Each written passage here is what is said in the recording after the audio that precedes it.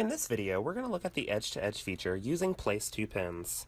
Now, it is important to note when doing edge-to-edge, make sure you accurately measure the length of your quilt before you load it onto the machine. We're going to select a pattern in our pattern manager that we want to use for our edge-to-edge. Once we have our pattern selected, we will come up to the edge-to-edge icon. Creative Studio will begin to prompt us. Make sure that you follow the directional drawing on the right-hand side of the screen. So it's telling us to click the upper left-hand corner of our edge-to-edge. So I'm going to take my machine head and I'm going to move it to the upper left-hand corner of the quilt, and I'm going to click OK on my keypad. Then it's going to tell me to click the upper right-hand corner of my edge-to-edge. So I will take my machine head and come to the upper right-hand corner and click OK. It's going to then tell me to click the lower right-hand corner, so I'll take my machine head down to the lower right-hand corner of the quiltable space and click OK. And then I'm going to come to the lower left-hand corner of my edge-to-edge and click OK. Once I've done that, you will notice that Creative Studio is going to ask me to enter in the quilt length in the Setup tab. So I'm going to enter in the length of the quilt right here and click Enter on the keyboard. As you can see, Creative Studio will place in the pattern for my edge-to-edge automatically.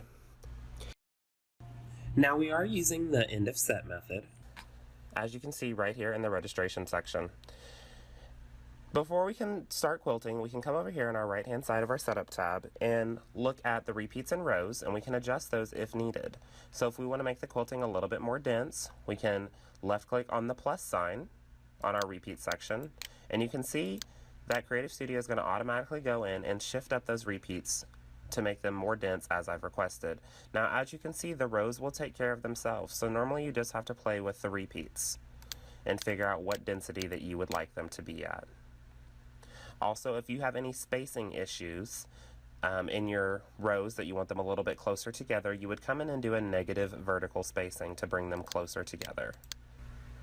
Whenever you've changed all the settings that you would like, you'll come down here and left click on OK, and you'll notice that the setup section disappears.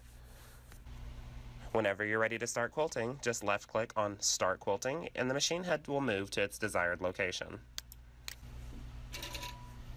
You will pull up your bobbin thread and then click OK, and the machine will start stitching out the first row. Once the available rows have finished quilting, Creative Studio is going to ask you to cut your bobbin thread and then click Continue. So I've cut the bobbin thread on my machine and I'm going to click Continue. And as you can see, all prompts are going to go away. Now this is normal in end of set. What this is telling me that I need to go ahead and roll the quilt. So I'm going to roll the quilt. And once I've rolled the quilt, I'm going to go ahead and come up to the Roll Quilt icon. And a prompt will pop up on the screen, and it's going to ask me, have you rolled the quilt and positioned your needle at the last sewn pattern's endpoint? So I have rolled the quilt on the frame, but now I need to take my machine head and position my needle on the end point of the last sewn row. So I'll take my machine head and place it right there. Once I place it there, I'm going to click Yes on the keypad.